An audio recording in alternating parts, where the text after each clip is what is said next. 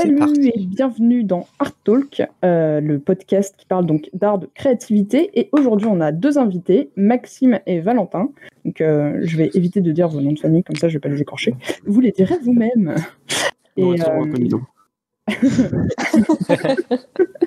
Et ben voilà, on va pouvoir présenter. Ah oui, je voulais dire aussi merci à Clément du coup qui nous a fait un petit jingle stylé. Voilà, on va pouvoir voir qui d'entre vous commence après un match à mort, comme ça le deuxième ne pourra plus parler. Est-ce que ça vous va? Bonjour, au fait. Nous aussi, oui. Bonjour, il y a toujours Mandrin et Anaïs comme la dernière fois, et moi c'est Rose.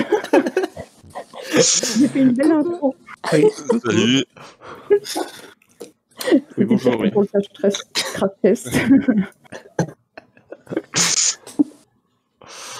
Yes. Ok, voilà. Bon. Maintenant qu'on a fait la pire intro possible, c'était fait exprès comme ça. Voilà. Max et Valentin se sentent à l'aise. Oui, très à l'aise. Voilà. Vous pouvez pas faire pire que ça. Ok, vous racontez-nous un peu. En tout cas, déjà merci pour l'invitation, ça fait plaisir. Ça fait carrément plaisir. Du coup, moi c'est Maxime Schild. Je suis concept artiste en freelance depuis 1 an maintenant. Mon parcours, j'ai fait mes études, j'ai fait une école de 3D à Rennes, à l'école MGM, où j'ai fait une formation sur 2 ans, en 2010 à peu près. Et en 2011, j'ai trouvé du boulot dans l'architecture. Voilà, c'est pas vraiment le domaine dans lequel je voulais partir, puisqu'à la base, c'était plutôt le jeu vidéo qui m'intéressait. Mais j'ai eu l'opportunité de travailler dans l'architecture, donc je me suis lancé dedans. Et j'ai bossé dans cette société 8 ans à peu près. Comme quoi, j'y suis resté un petit moment. Ah, ça fait beaucoup. Ouais, en effet. Ouais, c'est ça. 8 ans, c'est long. Hein. Ouais, j'ai fait un peu mes armes dessus sur Photoshop. Et en fait, durant mon parcours dans cette société, j'ai découvert le concept art que je connaissais pas vraiment finalement, surtout en jouant à des jeux comme Uncharted, Last of Us, les jeux Ubisoft. J'ai commencé à m'intéresser un petit peu à ce qui se faisait en termes d'illustration autour de ce jeu. Donc j'ai découvert le métier de concept artiste qui commençait à m'intéresser de plus en plus. Donc de mon côté, sur mon temps libre, je me suis mis à faire mes images perso, on va dire, un peu dans ce style.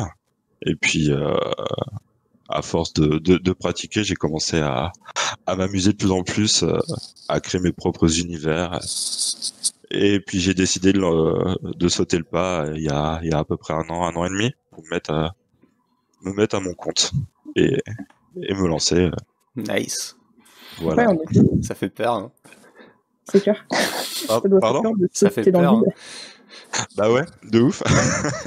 De ouf, j'y ai réfléchi quand même avant et j'avais postulé dans des sociétés, mais j'avais pas eu l'opportunité. En fait, j'avais toujours un niveau qui était pas assez, je pense, intéressant par rapport à d'autres candidats. Mais d'un autre côté, j'avais aussi des demandes, moi, pour du projet en free. Donc c'est pour ça que je me suis décidé de me lancer. Pas non plus à l'aveugle total, quoi. Non, j'avais quand même des pistes pour travailler de mon côté sur plus des projets d'illustration comme des couvertures de livres ou des illustrations pour des courts-métrages, des choses comme ça. Et voilà, donc je continue de mon côté à me perfectionner, puis toujours à prospecter en vue d'intégrer une grosse boîte. Nice. Et du coup, ça fait 1 an que tu es freelance, mais ça fait combien de temps en fait vraiment que tu fais du concept art ?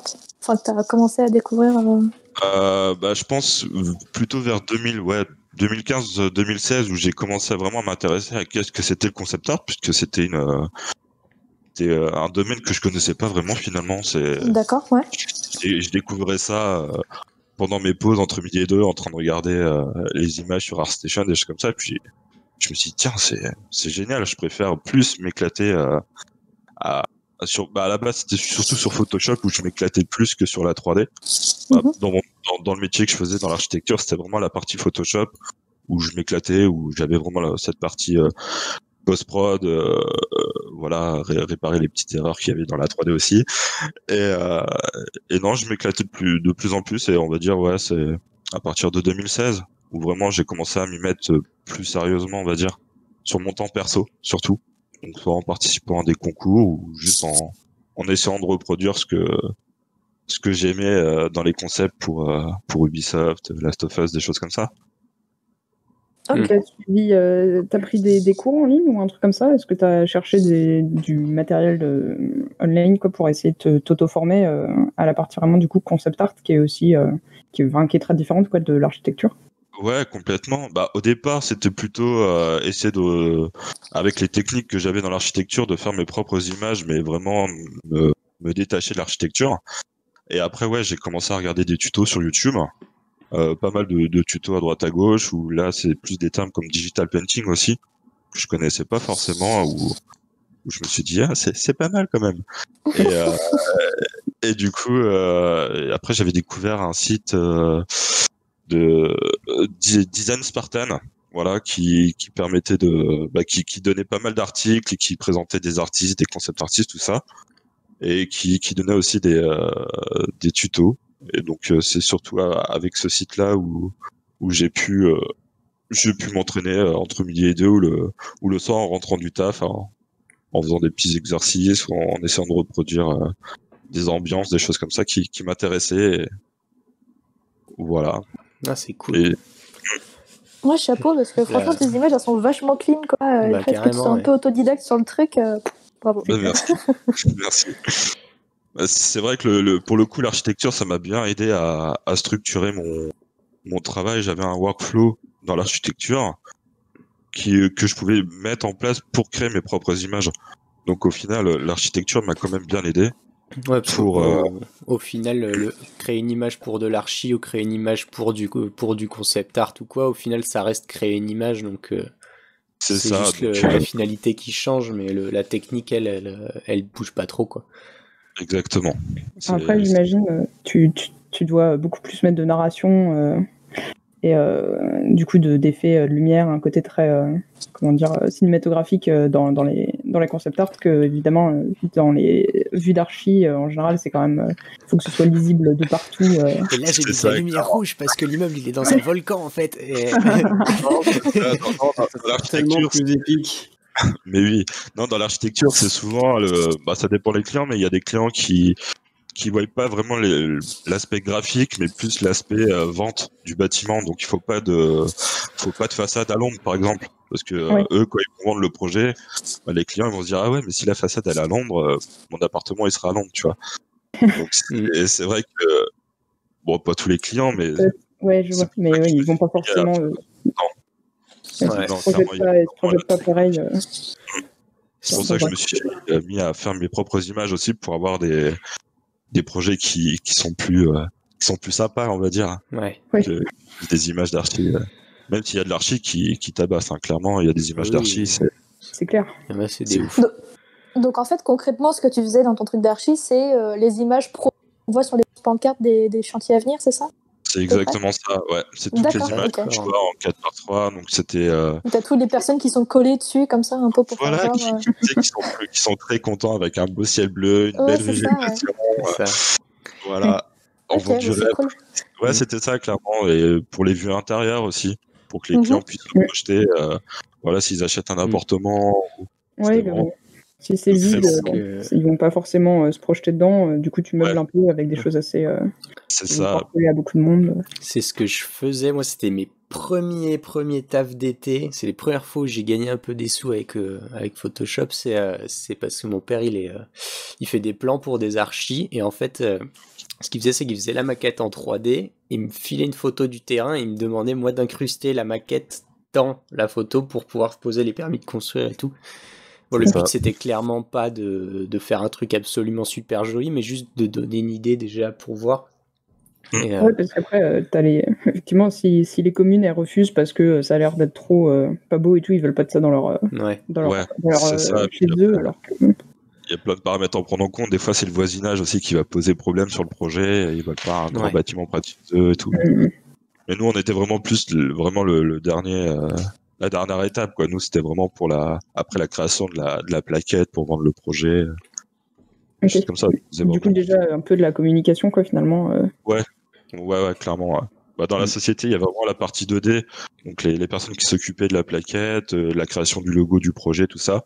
Et nous, on était vraiment plus sur les illustrations, les vues d'appartement, coupées vues d'au-dessus, un peu à la Sims. Clairement, c'était ça. Tu coupes l'appartement, vue de 3/4 en 3D, et puis t'habilles, quoi. Ouais. Ça doit être assez fun à faire, même si du coup, ça doit être un peu répétitif au bout de 8 ans, j'imagine. Ouais, bah c'est surtout ça.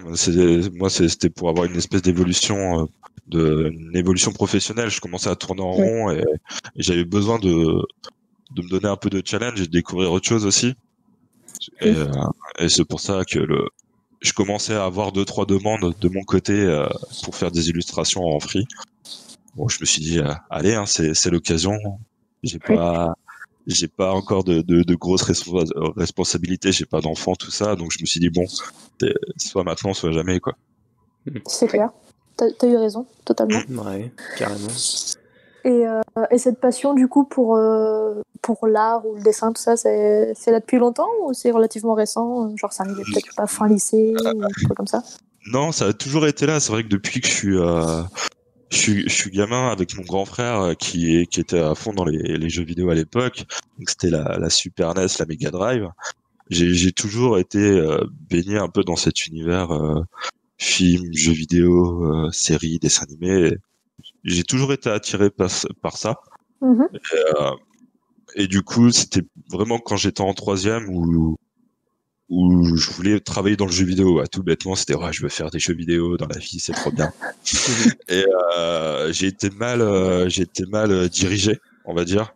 Donc en gros, j'ai fait une seconde Easy MPI, un truc comme ça, je sais même plus, où on faisait de la 3D, mais c'était sur Rhino, on faisait des vérins pneumatiques, ça n'a rien à voir. Non. Dur. Ouais, non, dur. Donc, ouais, c'est ça, on fait de la 3D et tout, ouais, c'est génial. Donc après, je me suis redirigé sur un bac ES, donc rien à voir non plus.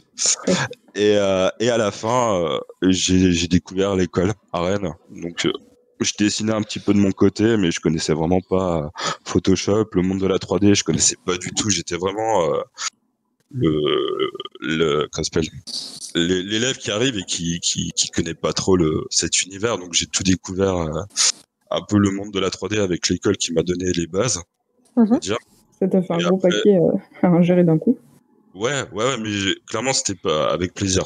Et c'est surtout le travail perso qui m'a aidé, quoi. L'école m'a donné, on va dire, des bonnes bases. Et après c'était surtout le travail perso qui a fait que j'ai pu après trouver du boulot dans l'archi et puis m'éclater de mon côté aussi, quoi. Ok, c'est cool. Voilà.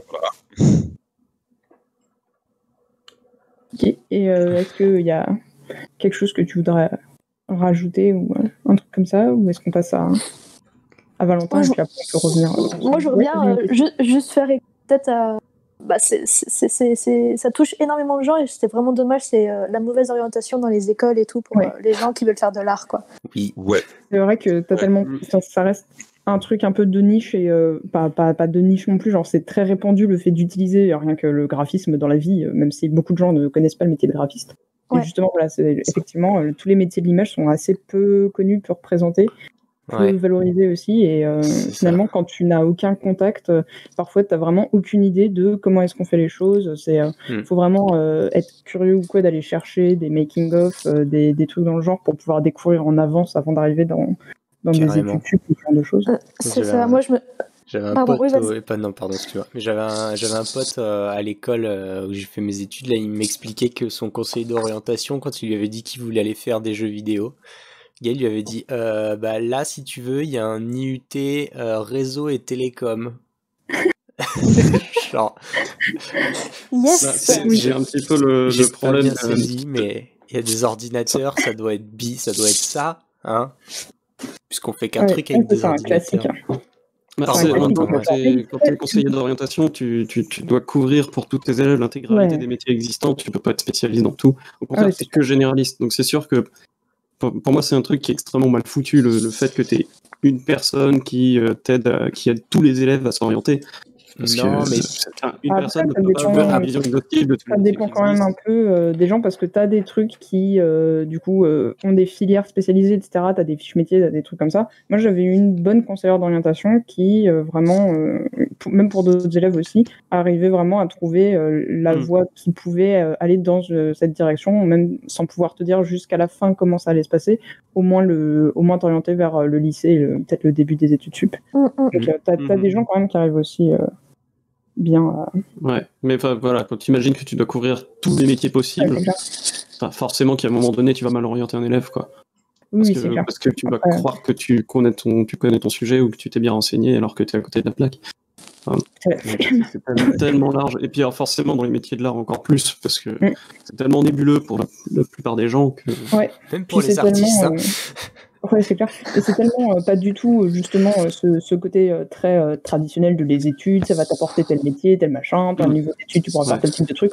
Clairement, là, c'est ton portfolio. C'est tellement plus compliqué que ça, en vrai. Ouais. Et puis, moi, je me rappelle même en prépa de dessin, j'avais une prof de couleur qui m'avait expliqué non, mais il faut vraiment que tu ailles dans une école où le diplôme est reconnu, parce que Pivot, pour le coup, que j'ai fait, le diplôme n'était pas reconnu officiellement, quoi. Genre, c'était pas un bac plus 2 ou un bac plus 3, c'était juste un papier, mais pour le fun. C'est ça. Voilà. Et du coup, elle me disait non, et genre vraiment les gens quand ils vont chercher à t'embaucher en tant qu'illustratrice, ils vont regarder. Non, en plus je lui avais dit que je voulais faire de la BD. Les directeurs d'édition de BD, ils vont regarder est-ce que t'as un BTS ou un truc comme ça. Et j'étais là, genre mais pas du tout. What? Mais quel moment? Dans quel monde tu vis? C'est ça. Je sais que ça se marche pas comme ça. Donc bon, c'est assez nébuleux même de l'intérieur. Ouais. Après, j'ai l'impression personnellement que ça s'arrange dans le sens où il y a énormément d'écoles de concept art et tout qui ont ouvert, et c'est vrai que le domaine du jeu vidéo est vraiment en plein essor et ça touche encore plus de jeunes et tout, et je pense que démocratise. Maintenant t'es plus comment dire, je pense que les jeunes sont plus conscients du concept art et du jeu vidéo. Je sais que moi à l'époque quand je voulais faire du dessin, arrivé en 3e, je suis allée voir ma prof d'art plastique et j'ai fait « Bonjour madame, je voudrais dessiner des mangas et je sais pas où aller après. » Et elle m'a fait « Dans le dessin, il n'y a que dalle. Si, il y a peut-être le lycée des métiers d'art à côté de chez moi. » Et au final, tu vois, j'ai fini graphiste. Ouais, on est loin des mangas quand même. Mais, je suis pas sûr que ça ait changé. Hein. En vrai, nous, maintenant qu'on est dans le milieu, on a une vision beaucoup plus claire. Mais en vrai, je pense qu'aujourd'hui encore, t'as 14 ans, tu veux faire de la BD, tu vas avoir d'art plastique.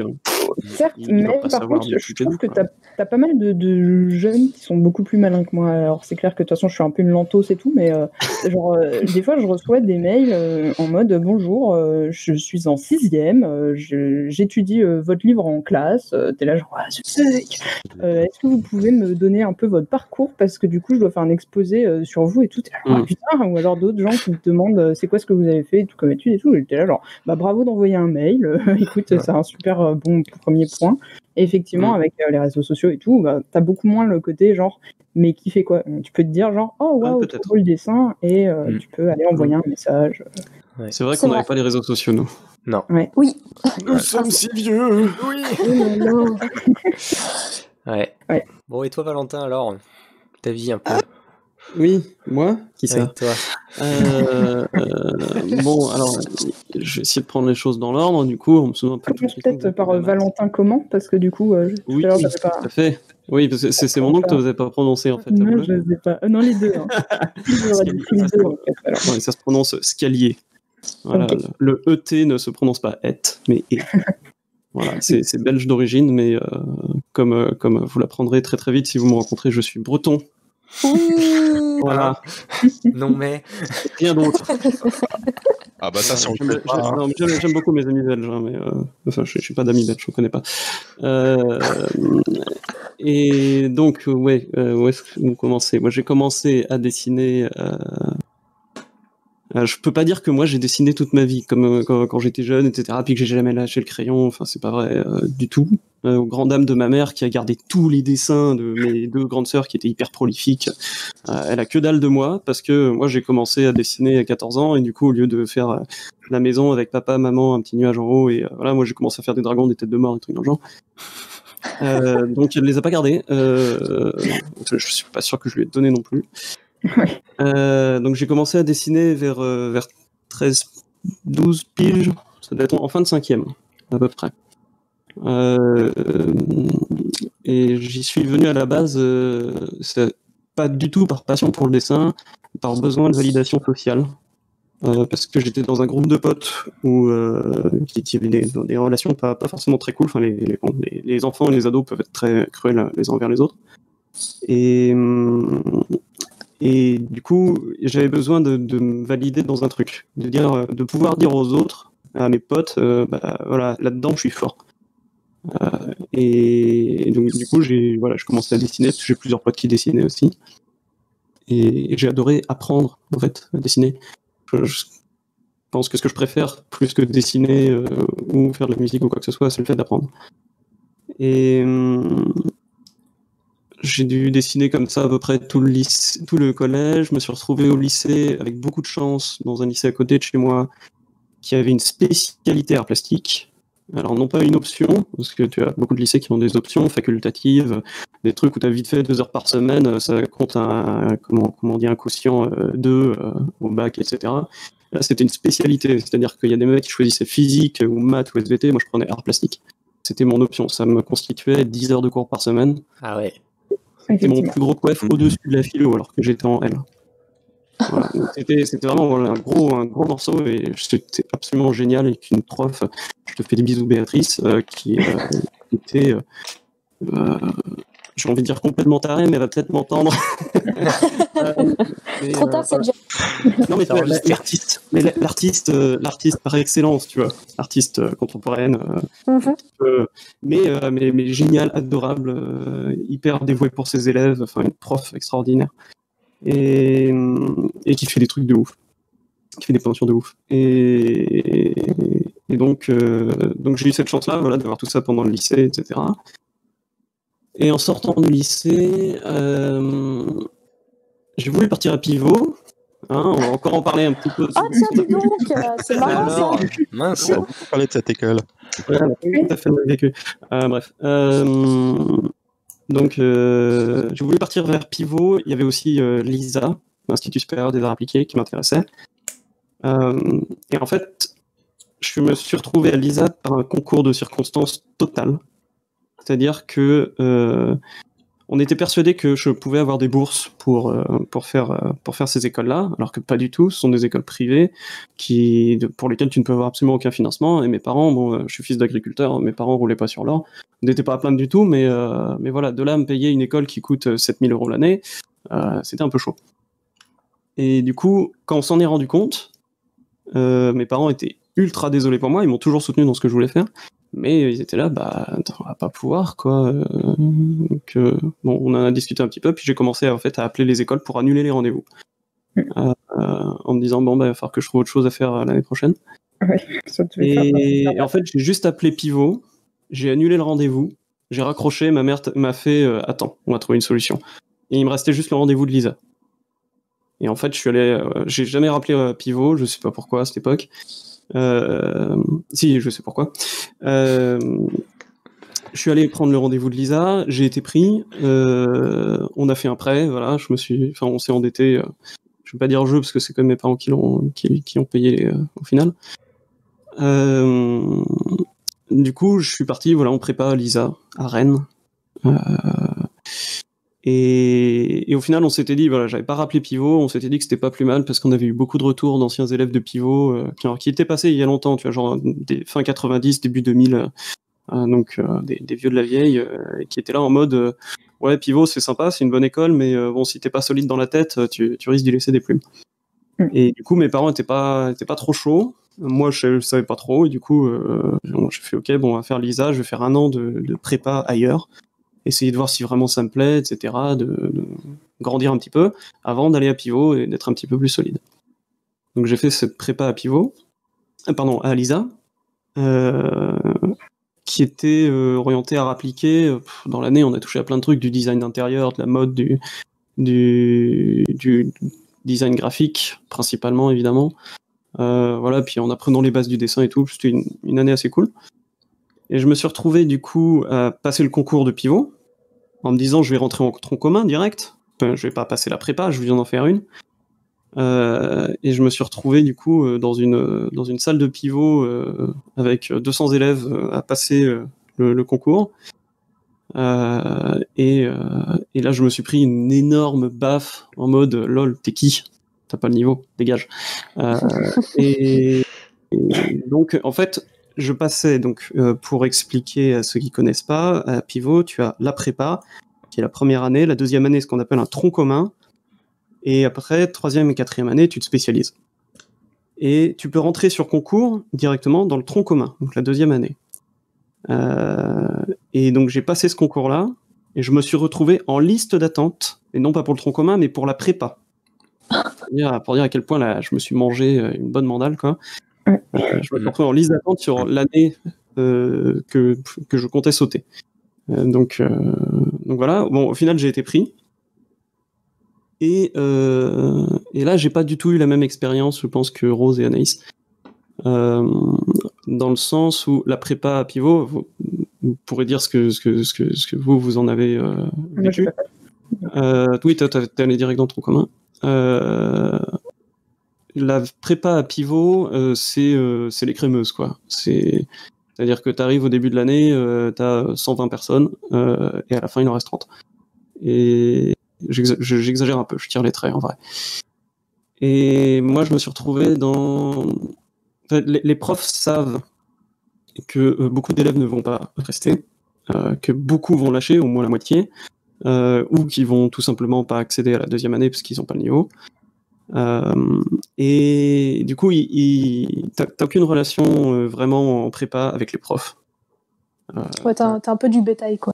Ouais, c'est ça. Ouais. Voilà. Vraiment en mode bétail, ça peine si les profs retiennent ton prénom. Bon, ça encore, tu peux y survivre, j'ai envie de dire. Enfin, voilà, à la fac, tout le monde y passe. Hein. Et moi, je suis rentré dans une logique très mauvaise. C'est-à-dire que j'avais quelques profs qui étaient ultra sympas, que j'admirais, qui avaient un niveau de ouf, qui faisaient des trucs de ouf, voilà, qui avaient des parcours de ouf. Et moi, j'étais en mode, je veux obtenir une approbation de ces profs-là. Au moins une fois, tu vois. Juste qu'on me dise, au moins une fois, ouais, c'est cool ce que t'as fait. Notice me senpai. Hein? Notice me senpai. Exactement. Sauf que en fait, tu peux faire ce que tu veux dans cette école, de toute façon, ça n'arrivera pas parce que les profs, ils ont 120 élèves au début de l'année, ils savent qu'il y en aura que la moitié à la fin de l'année. Ils vont pas, ils vont pas perdre de temps à apprendre à connaître les élèves, alors que les trois quarts, ils vont juste drop et puis changer d'études. Donc j'ai commencé à rentrer dans cette logique-là, et à l'époque, alors aujourd'hui je me suis calmé, même si je suis encore un peu dans le même genre, mais à l'époque, quand je voulais faire un truc, je le faisais vraiment en mode je veux être le meilleur demain. C'est-à-dire, je vais prendre le piano, ok, très bien, c'est pas genre je vais jouer au clair de la lune dans 2 semaines, c'est non. La semaine prochaine, je suis à l'Opéra de Paris et je joue la 3e de Rachmaninoff. Je ne sais pas si Rachmaninoff a composé du piano, je ne crois pas, mais voilà, c'est-à-dire qu'à l'époque, j'étais vraiment en mode je veux être le meilleur tout de suite. Tu te mettais des barres super hautes qui étaient garanties de te filer des claques, quoi. C'est ça. Et donc, j'ai commencé à l'époque à vouloir travailler encore plus que le temps que tu as dans une journée. J'ai commencé à tester ce qu'on appelle le sommeil polyphasique, c'est-à-dire dormir en gros 3 heures la nuit et puis faire des siestes d'une demi-heure dans la journée, pour gagner du temps, pouvoir travailler plus et progresser plus vite, etc. Et je me suis totalement détruit la santé, parce qu'en plus, à côté de ça, j'avais une hygiène de vie absolument affreuse. Et je me suis retrouvé une nuit à commencer une crise d'asthme aux alentours de 22-23 heures, en train de bosser pour pivot. Et la crise d'asthme a continué jusqu'à 9h du mat le lendemain matin. Ah ouais. J'ai passé toute la nuit comme ça, et en fait, j'ai pas appelé de potes, j'ai pas appelé mes parents, j'ai pas appelé SOS médecin, j'ai rien fait. Le lendemain matin, à 8h30, je me suis dit, tiens, mes parents sont peut-être réveillés, je vais les appeler. Ils sont venus me chercher.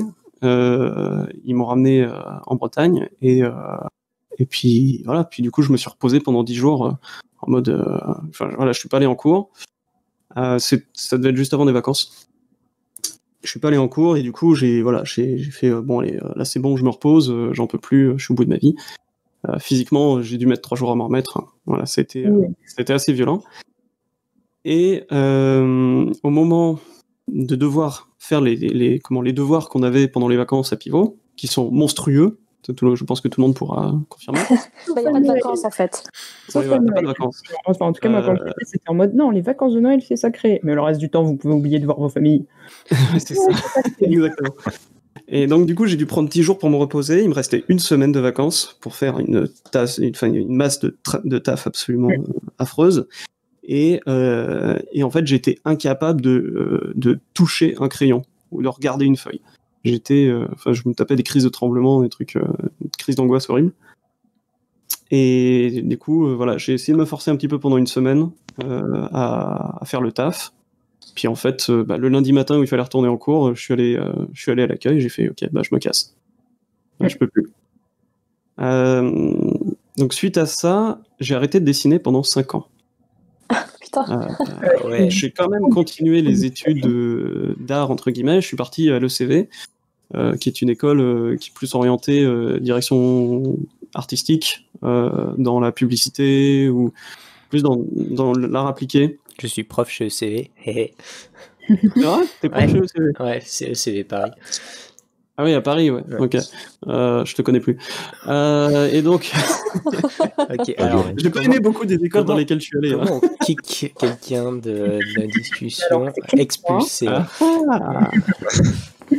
Donc, enfin bref. Je suis parti à l'ECV, j'y suis resté 1 an et demi, j'ai encore drop au milieu de la 3e année. Je suis rentré en L2, j'ai fait la moitié de la L3, je me suis barré. Parce que j'ai pas du tout apprécié. Enfin, j'ai bien aimé passer vite fait dans la pub, je trouvais l'exercice assez rigolo.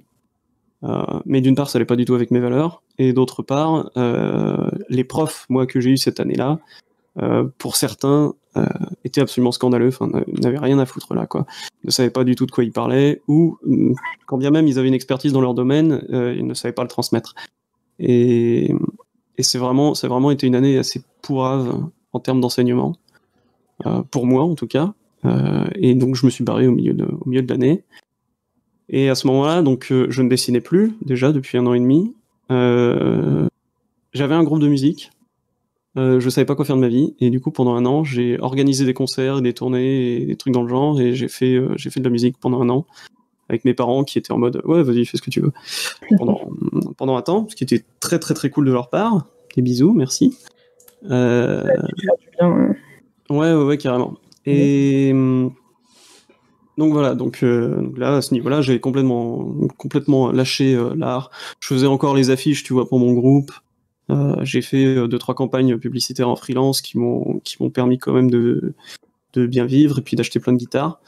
Et puis au bout d'un an après avoir totalement lâché les études, je me suis retrouvé un petit peu au fond du trou parce que je savais pas quoi faire de ma vie. Parce que c'était mes parents qui m'entretenaient et que je le supportais pas, et que je savais pas quoi faire de ma peau. Et du coup, j'ai tout lâché.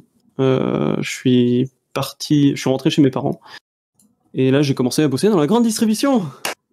Voilà. L'achievement de l'étudiant en art.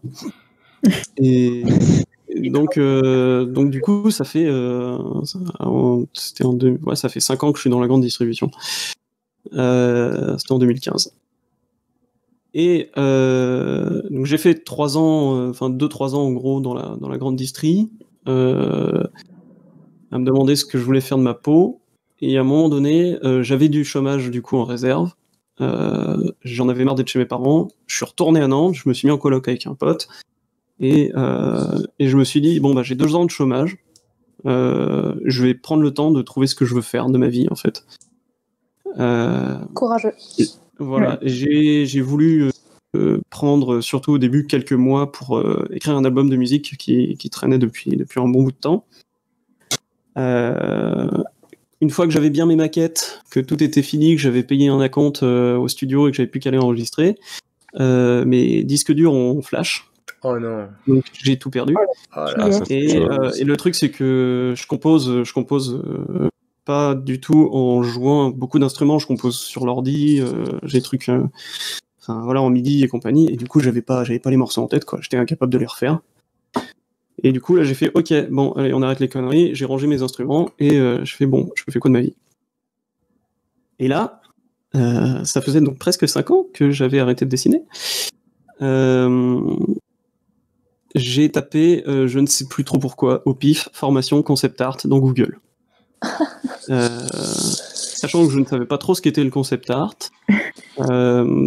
mes premiers contacts avec le concept art, je pense, c'était genre les dessins que tu avais dans les livrets de jeux vidéo de Blizzard. Tu ouvrais le livret, et puis tu avais des nains et des elfes qui étaient dessinés trop bien, qui étaient ouf et tout genre.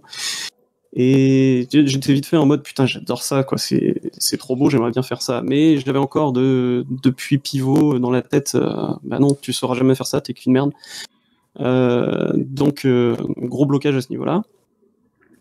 Et je savais pas du tout ce qu'était le concept art. Et dans ma tête, j'en avais toujours la vision des profs de pivot qui étaient là en mode non, mais vous voulez être concept artiste, non, mais laissez tomber, de toute façon, il y en a un tous les 10 ans qui y arrive, ça sera que le meilleur du meilleur du meilleur du meilleur, vous êtes tous des merdes, vous n'y arriverez jamais. Alors, ils ont pas trop tort dans le sens où, effectivement, le concept artiste, c'est un expert de l'image, ça c'est clair, mais en mode c'est totalement inaccessible, peut-être pas non plus, quoi. Oui, c'est clair. Puis alors ils ont tort, oui et non, hein. On va pas oublier la scène indé du jeu vidéo qui est gigantesque, foisonnante, il y a de la place pour tout le monde, il y a de la place pour toutes sortes de dessins. C'est surtout que c'est ça, concept aujourd'hui, artist, c'est pas que les jeux vidéo non plus, quoi. Tu peux faire concept artist dans tout. Aujourd'hui, je pense par exemple avec Netflix et tous les services de VOD qui balancent des budgets monstrueux dans la production de séries, t'as du boulot en concept. Ça a évolué quand même.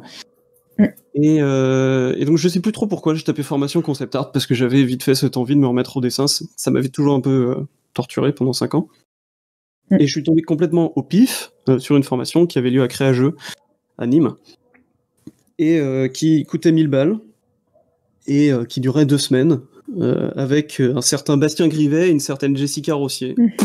J'avais aucune idée de qui c'était. Mais qui sait, et c'est ça, voilà, ouais, je vais y aller. Allez, ça a l'air d'être cool. T'as même pas regardé ce qu'il faisait? T'as même pas allé chercher? Non, même pas. J'ai juste dû voir l'interview de Bastien sur DPS, Digital Painting School. J'ai juste dû voir son interview, je crois. Et encore, je crois que je suis allé voir l'interview après m'être inscrit. Et voilà, j'étais vraiment en mode, je sais pas quoi faire de ma vie. J'aimerais bien reprendre le dessin. Tiens, il y a un truc de 2 semaines. En fait, dans ma tête, c'est une formation de 2 semaines. Donc, au pire, si vraiment j'en chie ma race parce que j'ai pas le niveau, ça va bien se passer, ça durera que 2 semaines et puis c'est fini. J'en étais là. Et donc, je me suis retrouvé à Nîmes avec 15 autres traumatisés du dessin dans une salle de classe avec les 2 personnes les plus pipous de la Terre, avec Bastien et Jess. Et en fait, je résume en général cette formation de la manière suivante, c'est que on a commencé le lundi matin par se présenter, on était 15 gros dépressifs avec des art blocs de ouf à ne pas réussir à se complimenter, à être content du moindre trait qu'on posait sur une feuille. Tout le monde était dans ce cas-là? Peut-être pas tout le monde, mais t'avais quand même une bonne majorité de la classe, on était... c'était... Ok, d'accord. Ah, putain. C'était quand même... En fait, si tu veux, on a commencé à se présenter, il y en a 3 qui se sont présentés avant moi, en mode... Ils nous avaient posé une question, Bastien et Jess, c'était qu'est-ce que vous faites en rentrant du taf le soir? Parce que globalement, on avait aux alentours de la trentaine, hein. On n'était pas des jeunes étudiants. Et les 3 premiers avaient dit, quand je rentre, je me mets au dessin, j'étudie, je suis super sérieux, enfin voilà. Et moi, j'étais en mode, je savais pas qui c'était, tu vois, je savais pas qu'est-ce que je foutais là. J'étais en mode, non, lol, moi je rentre chez moi le soir, je me fous devant YouTube, je bave, je commande une pizza, enfin voilà. Et puis j'ai pas touché un crayon depuis 6 mois, enfin non. Et en fait, tous les suivants, quoi. Voilà, c'est ça. J'étais en mode balèque, et tous les suivants ont sorti la même histoire que moi. Et les 3 premiers, on a peut-être un peu exagéré. Et c'était rigolo. Enfin. J'exagère de ouf, hein, parce que je sais qu'ils vont entendre tout ça. J'exagère de ouf, mais je me souviens des présentations où ça m'avait choqué au début l'hyper sérieux, puis après moi en fait, non c'est vrai, je dessine pas tout. J'aimerais bien dessiner plus, mais j'arrive pas à m'y mettre et compagnie. Voilà, faut aussi savoir que je romance de ouf à chaque fois que je raconte quoi que ce soit. Mais t'es marseillais ou t'es breton? J'ai pas compris. Ta gueule. Non, il est belge. Il est belge. Peut-être avoir des problèmes. Et enfin voilà, c'est la sensation que j'en ai eue. Et en fait, 2 semaines plus tard, on s'est quitté à la fin de la formation en pleurant dans les bras les uns des autres, quoi. On n'avait pas envie de se quitter. Tellement on était heureux d'avoir. Jamais ça. Hein? Personne ne fait jamais ça. Non, c'est clair. vrai, les Art Weekend, ils finissent pas du tout à base de larmes. Personne se dit au revoir, tout le monde s'en bat les couilles, tout ça. Ouais, tout le temps.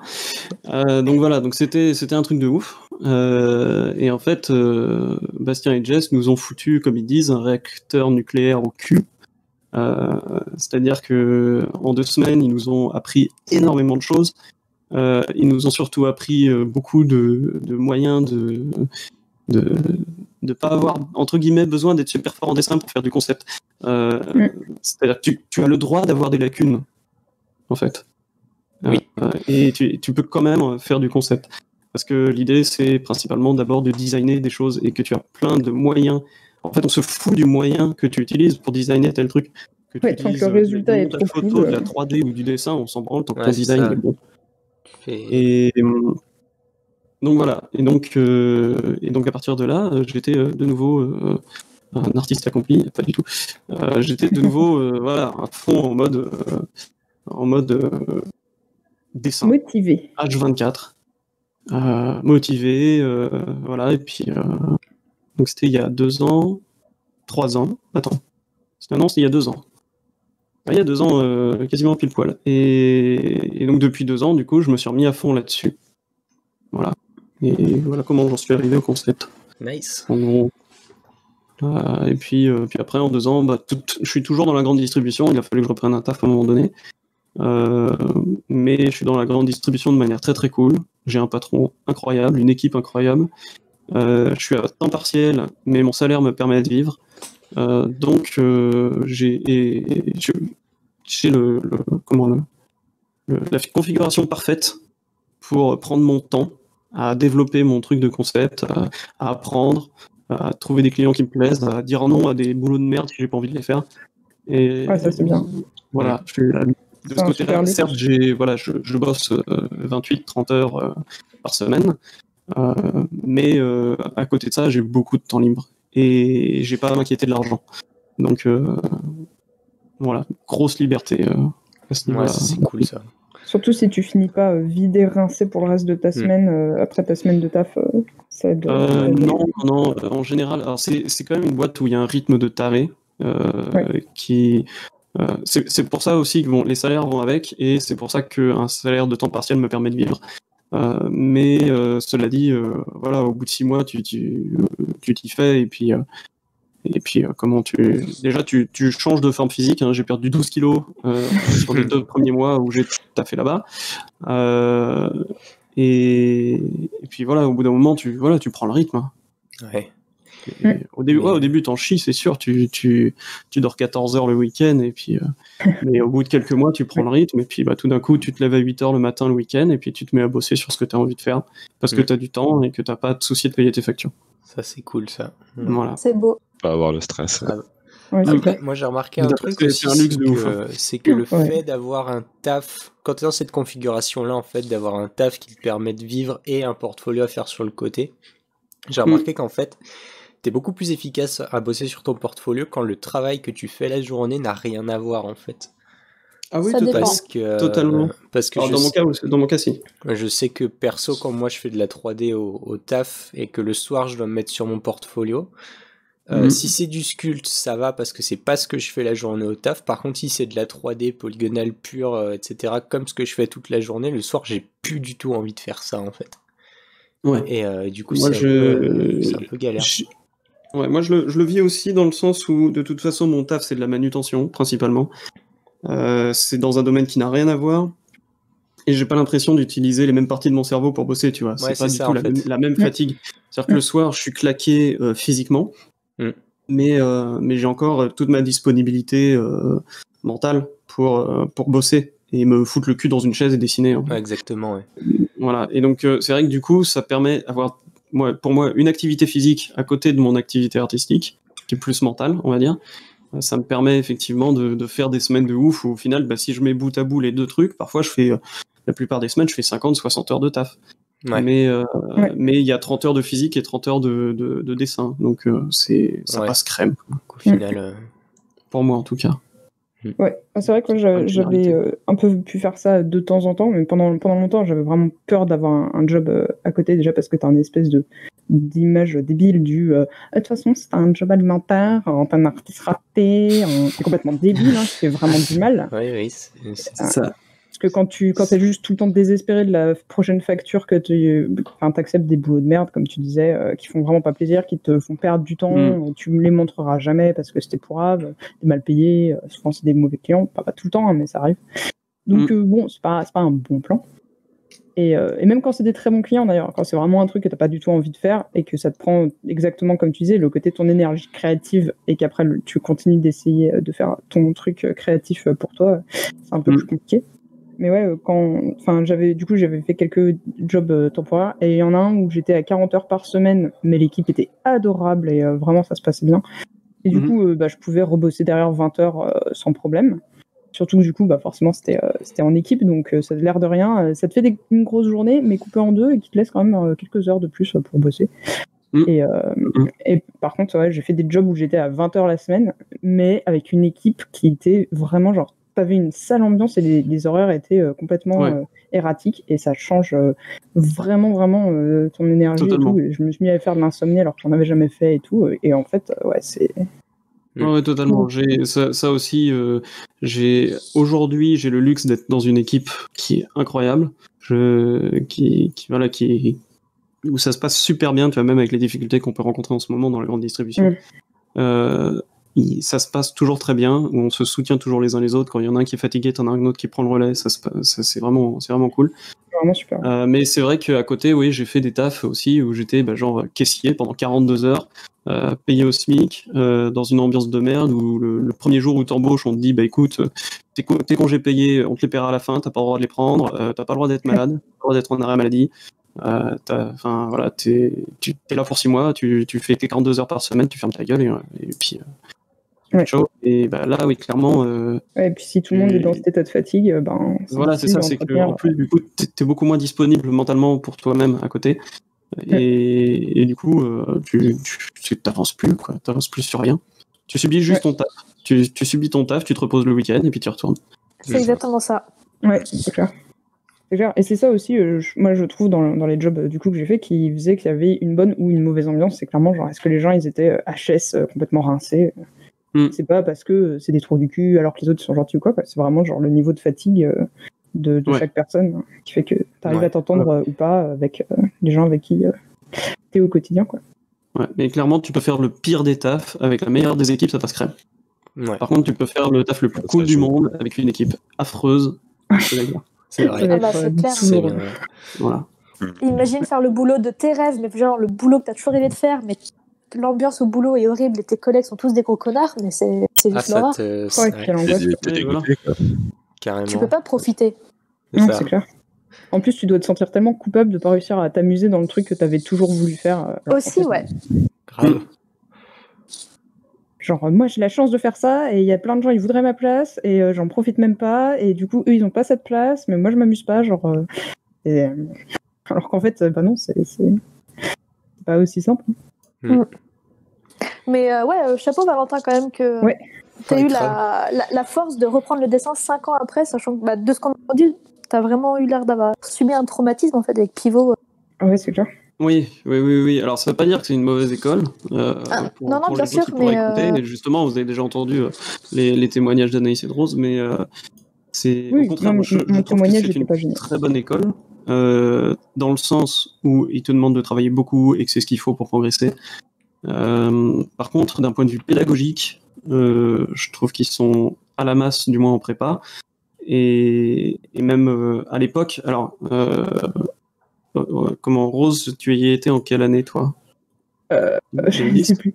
Je crois, ça devait être 2000. Tu as dû connaître comme moi l'ancienne direction. Oui. Où tu avais vraiment une ambiance de... Avec le père Pivot. Et Voilà, Erwan c'est qui ça. commençait à s'installer un peu plus aussi. C'est ça. Et donc, tu avais vraiment une ambiance de merde dans l'équipe, même dans l'équipe pédagogique, je pense, ça devait pas être fou, j'en sais rien. Mais moi, je sais que on était très nombreux dans ma promo à être mal dans l'école, quoi. En prépa, en tout cas. En prépa. Ouais. Et puis, t'as vraiment, t'as vraiment une hiérarchisation entre ceux qui savent très bien dessiner et puis ceux qui finissent par partir en art appliqué. C'est un peu la voie poubelle de l'école où ils mettent ceux qui n'arrivent pas à à rentrer dans les sections prestigieuses, on va dire, de dessins animés ou de BD. Oui, il n'y avait pas à appliquer. Il y avait des corps qui étaient assez poussés dans un truc particulier, quoi. Mais il n'y avait pas à appliquer. Après, ce qui est bien avec la section art appliqué, c'est qu'ils ont la capacité de rejoindre la section illustration. Oui. Après, mais, au sens strict du terme, le concept art, c'est des arts appliqués. Hein. Oui, de toute façon, la BD, c'est de l'art appliqué, le graphisme, c'est de l'art appliqué, le concept art, effectivement, c'est de l'art appliqué. Je veux dire, un film, enfin, en quoi c'est... Quel est le concept? Ça veut dire quoi? C'est appliqué, tu vois. Genre, forcément, c'est appliqué à quelque chose. Genre, l'air, c'est pas un gaz. Bah, c'est plus par opposition à l'art plastique. Oui. Qui lui, va plus concerner l'art contemporain, on va dire. Enfin, l'art que tu vas retrouver dans un musée. L'art avec un grand A, tu vois. Ouais. Avec du caviar et des champagnes. Ça finit pas dans un musée, c'est de l'art appliqué. Voilà. Ouais, mais alors là, du coup, c'est compliqué parce que regarde l'art ludique qui a fermé, je crois, sur Paris. Il y avait des tas de... je crois. Ah ouais, ok. Il me semble que j'avais lu ça quelque part, mais... Mais du coup, ouais, le musée art ludique, il y avait genre moi j'avais fait l'expo Marvel où il y avait le bouclier de Captain America, la tête d'Iron Man et tout. C'est de l'art, c'est dans un musée, et pourtant c'est de l'art appliqué. Bah, le truc, c'est que c'est de l'art appliqué qui a après coup été exposé en fait. C'est ça, c'est plus la pop culture qu'on expose que. Ouais, bah aussi le fait d'avoir, enfin parce que c'est genre des petits bijoux, quoi, c'est genre d'une finesse. C'est comme il y avait aussi une expo avec les personnages de trucs en pâte à modeler là. Oh, j'ai oublié. Voilà, c'est Gros Mythe. Et ça, pareil. Ouais, c'est de l'art plastique. Et qui fait un film, et c'est trop stylé. Oui. C'est trop stylé. Enfin bref. Ouais. Tout ça pour dire juste, genre, finalement, catégoriser et dire ça c'est mieux, ça c'est plus prestigieux et tout, c'est vrai que ça me... à chaque fois, je suis là, genre... Non, mais mais je sais que toi, tu... Oh oui, bien sûr. Non, mais je pense que vous avez... C'est plus dans la logique de l'école, en fait. Ouais, bien sûr. C'était dans la logique de la direction à l'époque. Et voilà. Mais donc, oui, voilà, c'est ça que je voulais dire. C'est que ça reste quand même une bonne école et qu'aujourd'hui, ça a évolué. De moi, ce que j'en ai entendu depuis, ça a largement évolué. Le père Pivot, il a pris sa retraite. Le fils, il est parti à Montréal pour ouvrir une autre section. Et a priori, l'ambiance dans l'école de Nantes est vachement plus détendue. Ça respire un peu.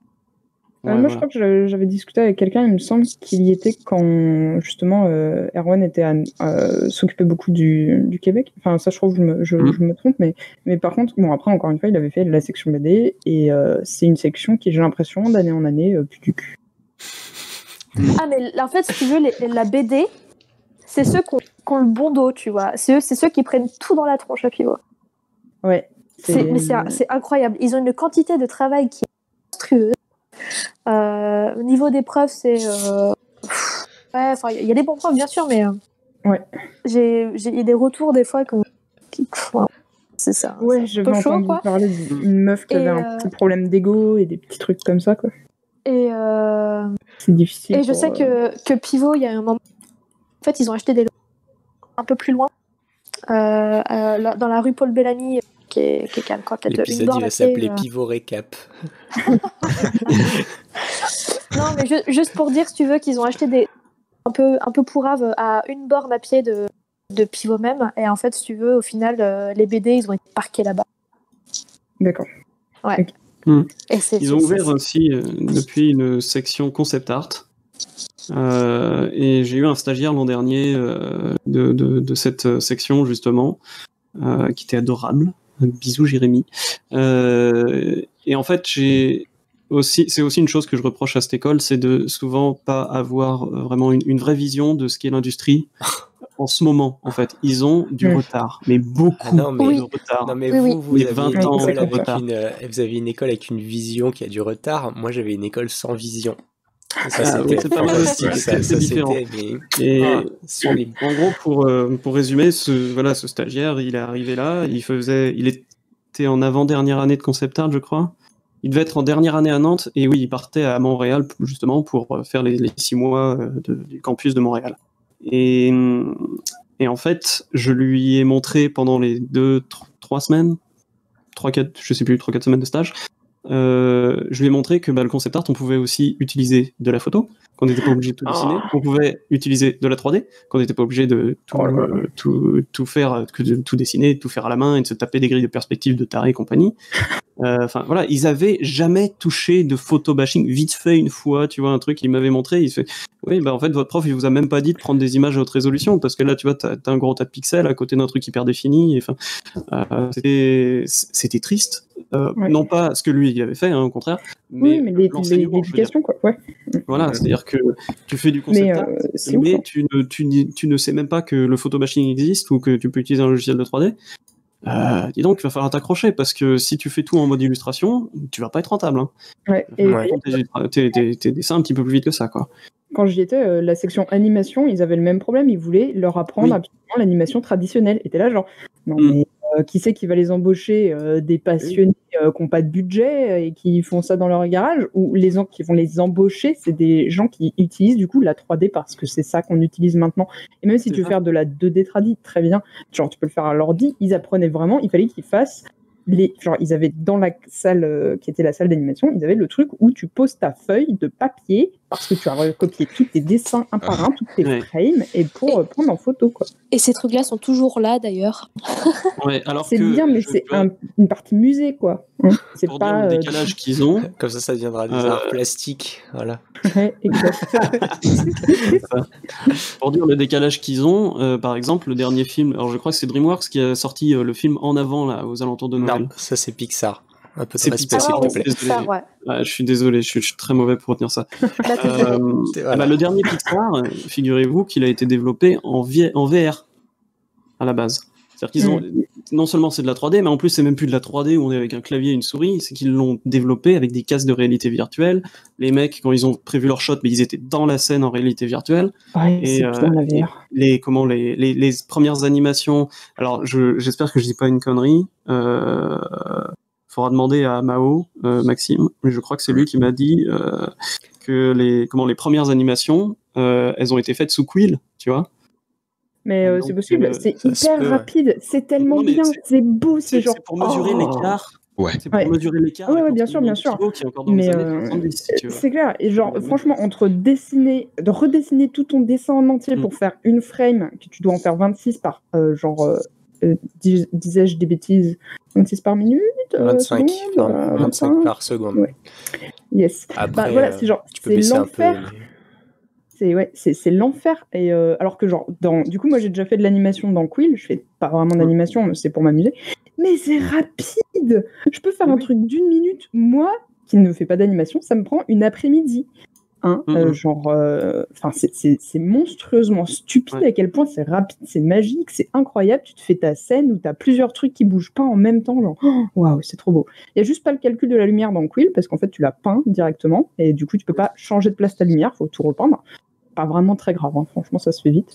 Mais voilà quoi, c'est magique. T'as pas besoin d'un gros processeur qui doit calculer. Bon, c'est de la VR, donc t'as quand même besoin d'un petit peu de puissance. Ouais. Mais t'as pas besoin de la même chose que pour le coup, Mandrin. Je pense qu'à ton taf, vous utilisez des très gros processeurs parce que c'est quand même pas le même niveau de rendu. En fait, tout dépend de la. Ça dépend de l'étape de la production dans laquelle tu. Non, c'est même pas la techno. Ça dépend de l'étape dans laquelle tu es, parce que si tu veux la VR. Ça va marcher pour faire du concept, pour faire des croquis, etc. Tu peux même te faire ton animation si tu as envie qu'elle ait son aspect croquis. Non, mais et c'est tout. ce que je veux dire. Tu peux faire ça, mais si ton but c'est d'avoir une qualité AAA, etc. Oui, évidemment. Au final, tu vas finir par transitionner sur des techniques qui sont plus. Évidemment. Mais du coup. Mais effectivement, oui, pour toute la partie concept et. Itération d'idées et tout, oui, pourquoi pas. Mais même au-delà de ça, en fait. Alors, faudrait en reparler avec Mao, j'espère que je dis pas de conneries, mais il me semble que ce qu'il me disait, c'est qu'ils allaient même au-delà de ça, c'est-à-dire que les premiers modèles 3D étaient faits en VR. C'était... Ouais, tu Ouais, peux mais alors du sculpter. coup, dans ce cas-là, c'est pas Quill par contre. Non, Il ça doit risque d'être utiliser Oculus peut-être, Medium, un truc comme ça. comment ça peut-être pas s'appelle, que Gravity Quill, ouais. Sketch. Pas que- Ouais, Gravity Sketch, il est très bien pour faire des vrais modèles 3D. Il y en a d'autres aussi, mais. Mais bon, voilà, les mecs sont plus en train de dessiner des feuilles de papier 24 par seconde, quoi. Non. Après, Non. après, le truc, c'est aussi, il y a tout un aspect qui est le fait de rester sur le même média, c'est-à-dire qu'en fait, quand un artiste il peint un design sur son écran, c'est la même, t'as la même perception que tu auras au moment où tu seras assis dans la salle de ciné à regarder un écran. Alors que quand tu es dans la scène, t'as tout de suite cet effet waouh, mais que tu vas forcément pas pouvoir trop retrouver dans la Bien salle sûr. de Après, cinéma. tu peux poser tes caméras en fait. Oui. En même temps, un réalisateur qui fait du live action, il voit pas. Oui, il est dans la scène. Il est dans la scène aussi, quoi. Oui, certes. Et au final, du certes. coup, tu commences à développer ton dessin animé comme si c'était un film de live action où t'étais dans la scène. T'as juste à foutre ton casque et puis t'es dedans. Ça aide bien. Ouais. Il faut juste penser que ta scène, soit tu t'amuses et tout, et c'est super fun et t'as fait ça pour toi, soit si tu veux le montrer à des gens, idéalement ce sera sur un écran plat. Faut réfléchir à c'est quoi le point de vue, bien sûr, ou les points de vue, parce que après tu peux changer le travail de réalisateur ne change pas. C'est juste des outils qui sont plus rapides, alors qui sont un peu plus coûteux qu'une feuille et des crayons. Le truc, c'est que ça coûte un peu plus cher qu'une feuille et des crayons. Il faut de la place aussi pour la. Ouais, oui et non, parce que ça coûte plus cher pour un étudiant. Mais par contre, au sein d'une production, je pense que le mec qui dessine avec des papiers crayons, beaucoup plus cher parce que lui, il va mettre 3 mois ce que toi, tu fais en une semaine. Non, bien sûr. Non, ça coûte plus cher pour apprendre chez soi de son côté, quoi. Ah oui, non, bien sûr. Oui. Ou même pour une école. Mais c'est justement là qu'apprendre de vieilles techniques comme ça va pas franchement aider les étudiants à trouver du boulot derrière. Pour une école qui coûte la peau du cul, vendre à des étudiants que genre il va falloir que tu fasses ton film d'animation de fin d'année qui va devoir t'aider à trouver du taf avec une technique qui de toute façon ne t'aidera pas à trouver du taf, c'est vraiment du foutage de gueule et c'est vrai que ça fait un peu mal au cul. Et côté, genre, aussi, t'es obligé d'apprendre la peinture à l'huile, mais de façon vraiment beaucoup, quoi. Genre, nous, on faisait quasiment pas de numérique. J'avais fini par... mes parents avaient fini par m'offrir une tablette graphique, et du coup, j'avais pu apprendre beaucoup plus de mon côté et tout, mais sinon, c'est vrai qu'il t'encourage à faire un maximum... je me rappelle, il y avait un prof, il était trop en kiff, qu'un des élèves, il faisait une BD à l'huile. Alors, c'est super cool. Et si l'élève il s'éclate, enfin si le gars du coup qui avait fini ses études il s'éclate, c'est super cool. Le résultat était peut-être cool aussi, mais je veux dire ce n'est pas supérieur parce que c'était fait comme ça. Et parfois ce qui compte c'est aussi de produire beaucoup quoi, genre vraiment. Parfois la rapidité c'est pas genre de la flemme parce que t'as pas voulu faire le truc mieux, non c'est parce que c'est le but. C'est le truc, c'est ça. C'est en fait encore une fois tout dépend du procès, enfin de l'étape à laquelle tu en es. Parce que si le but c'est d'avoir le plus d'idées possible, forcément si tu peux avoir 50 idées en 10 minutes, c'est mieux que si tu peux en avoir 50 en une journée, tu vois. Après ça pour le coup, même à la peinture à l'huile, tu peux faire je pense des miniatures très rapides aussi rapidement. Évidemment, avec n'importe quel médium, tu peux faire ça, tu vois. Mais je veux dire, pour une BD finalisée et tout, de toute façon, c'est sûr que tu vas prendre plus de temps à la peinture à l'huile parce qu'il y a un temps de séchage que si tu le fais directement en numérique. Surtout si, au final, à un moment donné, il va falloir que ça passe en numérique, même quand c'est pour être imprimé. Ouais. Et disons que pour une école qui se voulait vendre de l'art appliqué, ils étaient très axés art. Et c'est du coup une fausse com et ils te vendaient un truc pas forcément. Et ça, c'est un problème de pas mal d'écoles, mais d'une manière générale, te préparent peut-être pas autant que ce qu'ils prétendent à la réalité des métiers derrière. C'est ça, t'as un décalage parce que tu as un marché de l'étude d'art. Ouais. Mais pas que de l'art, malheureusement. Mais pas que de l'art, bien sûr, mais voilà, s'il y a autant d'écoles qui ouvrent aujourd'hui, c'est pas du tout d'ailleurs parce qu'il y a plus de place dans l'industrie. Non. Il y en a peut-être un peu plus, je sais pas, j'en sais rien. Mais si ça ouvre, c'est surtout parce qu'il y a une grosse demande de la part des lycéens. Et donc, c'est un marché. Le truc, c'est que c'est des métiers qui, mine de rien, font quand même pas mal rêver, quoi. T'es là, tu t'imagines, quand t'es au lycée, tu t'imagines que tu vas être payé à dessiner des orques, des gobelins et des vaisseaux spatiaux toute la journée, alors que c'est pas du tout ça, quoi. Ça n'a rien à voir. Ça peut être ça va être différent, Enfin, quoi. je veux Mais dire, en attendant, il y a quand même, pour un petit peu, genre... Il y a un peu de ça, il y a de mais très bonnes écoles aussi. Enfin, voilà, il faut pas oublier moi, que... moi, l'école où moi faut les j'étais, ce qu'ils faisaient, c'est qu'ils disaient, tu aimes les jeux vidéo? Alors, viens faire des jeux vidéo dans notre école. Et Ouais, du coup, on c'est pas la même se chose. retrouvait avec des classes remplies de gars qui effectivement adoraient les jeux vidéo, mais ils aimaient pas faire des jeux, ils aimaient jouer à des jeux en fait. Oui, c'est pas la même chose. Et ça n'a rien à voir du tout, quoi. Voilà, et c'est là effectivement que tu te rends compte que dès qu'il y a un marché avec de la thune, les écoles vont commencer à plus vendre leur formation comme un produit que à s'intéresser à la réalité de l'industrie. C'est ça. Ouais, sauf quand c'est des écoles faites par des vrais gens de l'industrie qui sont sincèrement passionnés par le fait d'avoir des gens qui ne se fassent pas enfler. Et du coup, d'ailleurs, on a quelques gens à gauche à droite qu'on peut connaître qui font des écoles comme ça, qui donc heureusement existent. Ouais. Et qui veulent vraiment faire des professionnels. Il y a des écoles où vraiment le but c'est former des professionnels. Il y a des écoles où le but c'est autre chose. Le but c'est de remplir les poches et puis on s'en fout de l'avenir des élèves. Malheureusement, c'est un peu triste, mais c'est comme ça. Ouais. Moi, ma prépa, c'était bien ça. Oui, ça fait 1 heure. Voilà, on s'en. Les prépas, c'est le feu. Voilà, c'est-à-dire on aura parlé de pivot pendant 3 quarts d'heure. Juste moi, ma prépa, c'était pas pivot, mais je la citerai pas parce que je sais même pas si elle existe encore. Après, on peut déborder, on est libre. Hein. Sauf si vous avez des impératifs. Vous avez des obligations. Non, pas du tout. Mais, je faisais bon pour. Est-ce qu'il y a un autre sujet peut-être? J'ai pas beaucoup entendu Anaïs et Max aussi. C'est vrai. Je me souvenais de leur présence. On vous écoutait. Moi, j'ai pas fait pivot, donc je pouvais pas trop. Oui, après, t'as fait aussi une école. Voilà. T'as quand même fait MJM, tu vois. Ouais. Après, c'est la MJM, ça rejoint un peu les différentes écoles. Je veux dire, t'as du bon et t'as du moins bon. C'est jamais tout rose, quoi. Mais pour le coup, moi, les intervenants que j'ai pu avoir étaient vraiment très bons et nous ont vraiment bien poussé pour le coup. Après, c'était surtout le boulot perso. C'est ça. Paye, quoi. C'était vraiment de pas dormir, de bosser pendant des heures, quoi, parce qu'il y avait pas mal de boulot à rendre aussi, mais c'est clairement le boulot perso qui paye plus que. Le truc, tu sors pas de l'école tout comment dire, si tu bosses pas, clairement tu. Oui. C'est ça. La meilleure école. Tu peux avoir la meilleure école avec les meilleurs profs. Si toi tu ne travailles pas, ça sert à rien du tout en fait. Ouais, c'est ça, clairement. Ouais. Et vice-versa, tu peux avoir fait la pire école du monde et t'en sortir très très bien.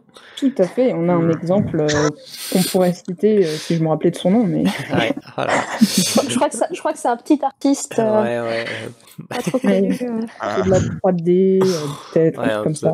Mais non, mais ce que je veux dire, c'est qu'en fait, comme tu vois, le truc, c'est que tu vois le nombre de gens qui sont complètement autodidactes, qui s'en sortent magistralement bien, et le nombre de gens qui sortent des plus grosses écoles du monde et qui se cassent la gueule, dire que c'est bien une preuve que ça veut rien dire, quoi, en fait. Donc, clairement. Effectivement, comme dit Max, c'est le boulot perso qui paye. C'est de très loin. La passion. Voilà. Moi, tout ce que j'ai appris pour le coup. Moi, tout ce que j'ai appris en prépa, en fait, c'est surtout à m'organiser parce que je suis passé de dormir 5 puis 3 heures en prenant pas le temps de manger et tout, à part du coup juste le midi, à être en mode genre vraiment je bosse tout le temps et tout, puis petit à petit être en mode ok d'accord, alors du coup dès que j'ai un truc je le commence comme ça, j'ai une meilleure idée de combien de temps ça va me prendre et tout, et je vois qu'est-ce qu'il faut que j'abandonne comme idée de ce que je vais faire pour pouvoir le finir au moins et pas prendre un truc pas fini qui pourrait être mieux, parce que finish not perfect, c'est vachement important. Oui. Mais voilà. C'est ça. Après, carrément. ça, c'est des trucs que j'ai appris tout seul, quoi. C'est pas les profs qui m'ont appris du tout. C'est juste le manque de sommeil qui m'a convaincu que peut-être je pouvais faire mieux niveau organisation, quoi. Et après, Pivot, ça a continué sur cette lancée, mais c'était toujours vraiment un côté, moi, où j'étais vraiment à me dire, si je veux faire mieux, faut que j'ai fini en avance pour pouvoir amener au prof à un moment donné, je ne sais pas quand, avant de devoir le rendre pour qu'il puisse me dire genre, ah ouais, c'est pas mal, mais là, tu pourrais faire mieux pour ça.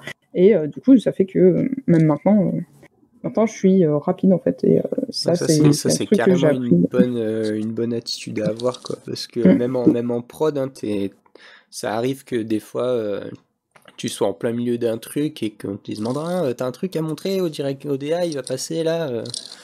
Et si t'as pas avancé, tu peux pas lui montrer. Du coup, le truc c'est qu'en fait, le DA il passe tous les 2-3 jours. Et si t'as pas avancé pour lui montrer un truc au bout de 2 jours, tu vas travailler 4 jours, mais si au bout de 4 jours, t'as mal fait le truc, il va te demander de recommencer 4 jours, alors qu'il pourrait te demander de recommencer seulement 2 jours. Oui. Voilà. Et là, le calcul de qu'est-ce qui est plus sympa, ça se fait vite. Exactement. Donc, du coup, c'est pour ça que c'est important de bien s'organiser et tout, et de travailler de bien s'entourer aussi. Ouais. Bien s'entourer. Je voulais rajouter au fait d'apprendre en autodidacte et que Rose, tu as appris plein de choses, mais pas via les profs. Moi, je pense que malgré donc les 3 écoles que j'ai faites, même si j'ai drop en plein milieu et compagnie, je pense que là où j'ai le plus appris et progressé le plus vite de très très loin, sans aucune commune mesure, c'est depuis que j'ai rencontré en fait cette communauté d'artistes via Bastien et Jess et l'Art Weekend et compagnie. Mais carrément. Où, en fait, tu te rends compte que tu peux très bien avancer 10 fois plus vite en autodidacte que en étant dans une école, mais s'il y a un facteur qui est très important, c'est le fait d'être entouré, de partager avec des gens, d'échanger sur tes dessins, et vraiment de mettre en fait de côté l'ego de je vais garder mon illustration dans mon coin, je vais la faire, et quand elle sera finie, qu'elle sera trop belle, je vais la partager, et seulement à ce moment-là, et je n'accepterai que les gens qui me disent que c'est bien. Ben non, en fait, tu vas, au contraire, ton illustration, au fur et à mesure où tu l'as fait, tu vas la montrer à tout le monde, tu vas accepter qu'on te dise, tiens, il y a tel truc, ça va pas. Et tu vas te rendre compte qu'en fin de compte, à faire ça, ton image, elle sera 1000 fois mieux à la fin, et tu progresseras beaucoup plus vite entre chaque image qu'en faisant tout dans ton coin et en refusant la critique des autres. Ouais. Non, mais totalement. Moi, c'est un truc que j'adore faire avec Maxime, c'est pour ça qu'on est souvent en vocal, c'est que on est honnête l'un envers l'autre envers ce qu'on trouve qui marche dans une image ou pas. On se montre nos work in progress en permanence. Et putain, parfois on s'évite des erreurs monstrueuses, quoi. C'est ça qui. Je sais pas combien de fois Maxime il m'a fait, mais attends, elle est bien ton image, mais là t'as un énorme truc dégueulasse en plein milieu. J'étais oui, mais je voulais faire ça. Ouais, non, mais tu dégages. Je suis ok, bon, d'accord, je la dégage. Et puis effectivement, à la fin, mon image elle pète 10 fois mieux. Mais parce que comme moi j'avais les yeux dedans, je ne pouvais pas m'en rendre compte. Mais c'est vrai que c'est important de bien s'entourer aussi là-dessus. Ouais. De personnes qui connaissent un peu le métier, parce que c'est bien beau de demander des critiques aux copains, mais qui sont pas dans le métier, ils vont juste te dire c'est joli. C'est bien. La main elle me fait bizarre. Ouais, c'est bien fait. C'est du talent, tu vois. C'est ça. Quand je dis bien s'entourer, c'est s'entourer de pros, du même mais voilà, qui sauront aussi te dire ce qui cloche ou ce qui cloche pas aussi, parce qu'ils seront passés par les mêmes étapes que toi, quoi. Et c'est super important pour progresser, quoi, de partager ses travaux et surtout de pas le prendre pour soi. Ça c'est un boulot à prendre, de pas le prendre mal. C'est un truc que je dis à mes élèves tout de suite dès que j'arrive, c'est alors si je vous fais des critiques, c'est pas des critiques sur vous, c'est des critiques sur votre travail, et ça n'a rien à voir. Si je te dis t'as fait de la merde, c'est dur, effectivement c'est dur, mais c'est pas un truc, c'est pas t'es une merde, c'est ça. Là t'as fait de la merde, attention. C'est ça. Mais regarde, ta merde, tu peux la ranger un petit peu plus comme ça, elle sera unique. Voilà. Après, évidemment, il faut étayer ce qu'on dit, expliquer pourquoi et comment ça peut être mieux fait. Hein, parce que sinon, c'est juste la critique constructive. Voilà, parce que moi, pendant des années, du coup, j'ai essayé de faire des trucs dans l'illustration jeunesse, et du coup, j'avais que des petits trucs, ou alors parfois, j'ai eu des propositions de contrats hyper foireux, j'étais là genre, je ne signe même pas ça, alors ça. Voilà, mais en fait, les seuls retours que j'avais, c'était les éditeurs qui disaient juste genre, oui, non, ça colle pas. Et puis à peu près, c'est tout. Il y a un éditeur, une fois, qui m'a donné un conseil utile, voilà, en 5 ans. Hein, voilà. Quelqu'un, une fois, il m'a dit un truc, c'était bien.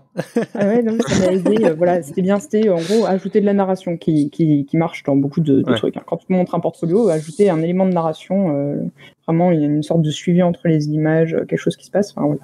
ça aide à montrer que tu vas pouvoir transmettre des... De toute façon, c'est des métiers narratifs dans l'ensemble, là, tout ce qu'on fait, nous tous. Et du coup, ça c'est le côté, genre, c'est pas évident de trouver, c'est des gens avec qui tu vas bien t'entendre, avec qui tu as un bon feeling et tout. Et là, peut-être, en fait, c'est, entre grands guillemets, ton milieu, c'est peut-être t'as trouvé vraiment ton milieu. Et quand, pareil, j'ai découvert donc la communauté Art Weekend, mais avant ça, du coup, quand j'ai rencontré Mandrin, Naïs et d'autres amis sur Twitch et Discord, on faisait beaucoup de dessins et tout ça, ça a commencé à m'aider à sortir du flou brouillard total dans lequel j'étais, où je savais que je faisais les trucs pas bien. J'avais pas encore un niveau assez bon, mais je savais pas quoi, et je passais juste mon temps à redessiner, à prendre plus la perspective et tout, mais j'avais trop peur aussi pour aller pendant une période j'avais traîné sur Café Salé, mais c'était mort après, ça s'est étalé, voilà.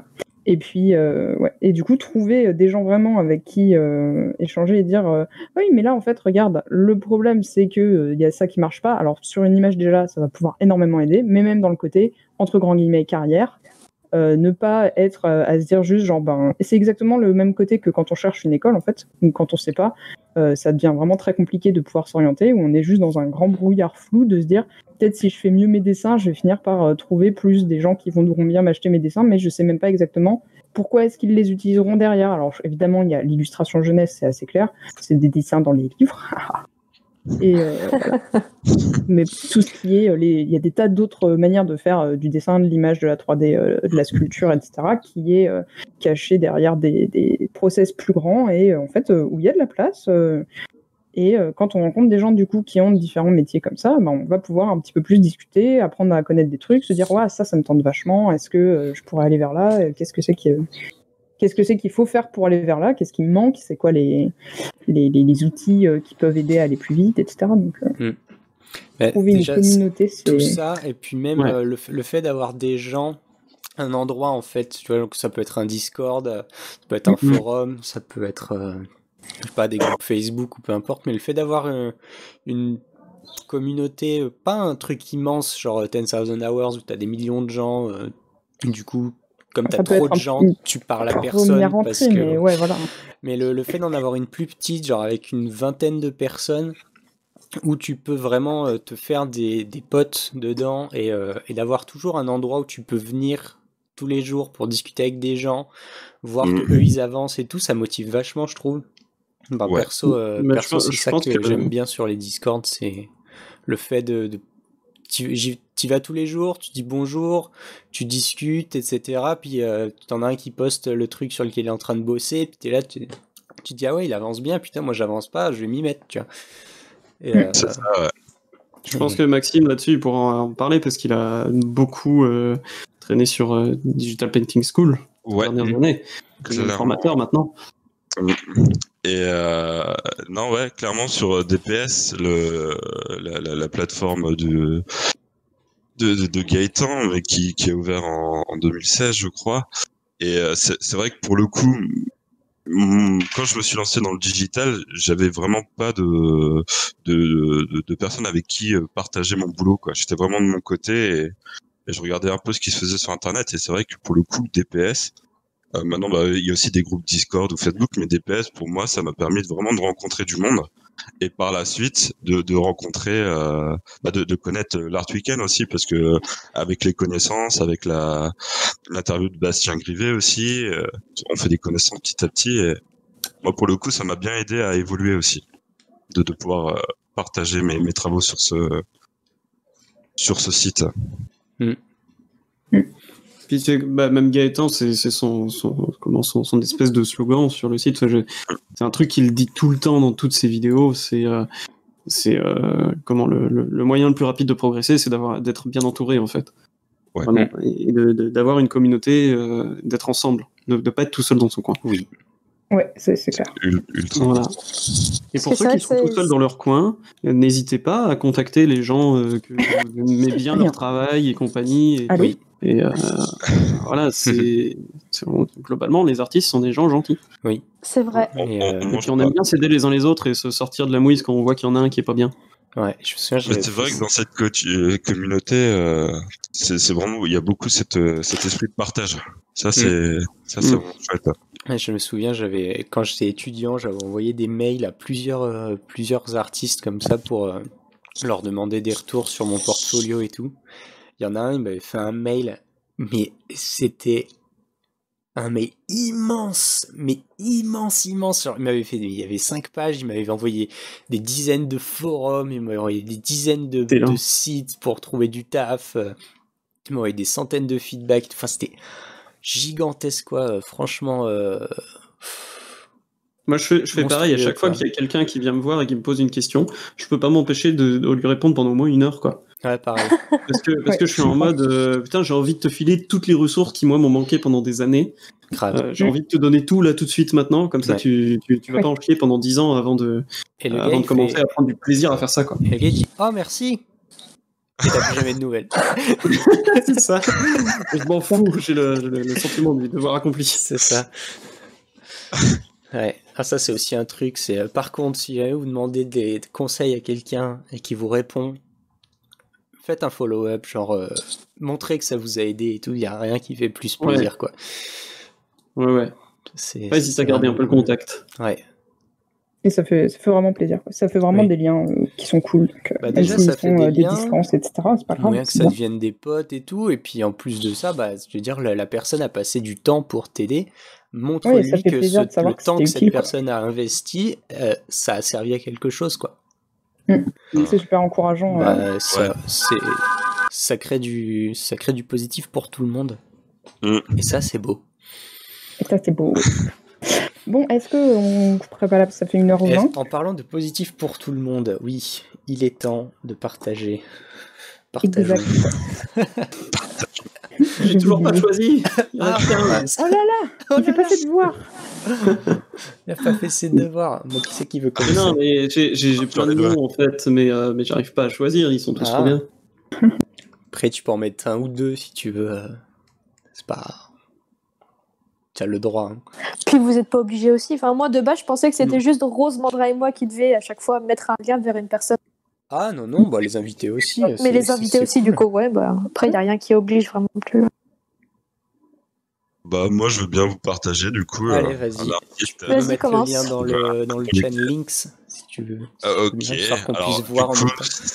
C'est un artiste que j'ai découvert sur le groupe Facebook Daily Speed Paint. Je sais pas si vous connaissez ce groupe-là. Et c'est un artiste français qui s'appelle Mathieu Sévéno. Alors je vous le lien. Et en fait, il a vraiment une patte graphique. Je trouve ses images sont vraiment très pertinentes. Il a toujours une petite histoire, une petite composition qui fonctionne super bien. Et qui est très gentil. Du coup, j'avais pris contact avec lui, voilà, pour avoir des conseils, pour lui dire voilà que ses travaux m'inspiraient énormément aussi. Et je trouve qu'il devrait être plus reconnu en fait. Et il a vraiment une gestion de la lumière et de la couleur qui est super belle. Les lumières sont quand même super, ouais. Putain. Ouais. Il y a toujours une petite histoire, toujours un petit élément qui fait du bien à la rétine et vraiment, ces travaux sont vraiment inspirants. Et je prends toujours plaisir, à me balader sur sa galerie. Et ça m'inspire et on a envie d'en voir un peu plus. C'est vrai que c'est chouette. Ouais, la narration est vraiment sympa, c'est vraiment cool.